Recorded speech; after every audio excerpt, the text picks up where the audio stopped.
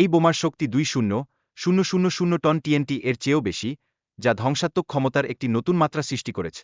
মার্কিন যুক্তরাষ্ট্রের লক্ষ্য স্পষ্ট, জাপানের যুদ্ধ করার ক্ষমতাকে সম্পূর্ণরূপে ধ্বংস করা। এই অভিযানে জাপানের ডক, কারখানা এবং যোগাযোগ ব্যবস্থা প্রধান লক্ষ্যবস্তু। এনোলা গে বিমানটি সফলভাবে উড্ডয়ন করে এবং নির্ধারিত লক্ষ্যস্থলে পৌঁছানোর জন্য পুরোপুরি প্রস্তুত রয়েছে। এর পেলোড নিরাপদ এবং কার্যকরী অবস্থায় রয়েছে। এনোলা গে, যা দ্বিতীয় বিশ্বযুদ্ধে ব্যবহৃত একটি বোমারু বিমান, এর ইতিহাস এবং কার্যক্রমের ব্যাপারে বিস্তারিত আলোচিত হয়।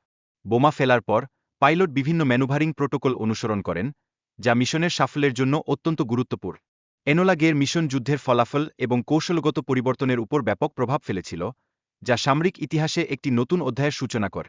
পারমাণবিক বোমার বিস্ফোরণের ফলে 7,8,000 মানুষের তাৎক্ষণিক মৃত্যু নিশ্চিত হয়, যা মানব ইতিহাসের সবচেয়ে ভয়াবহ ক্ষতির একটি।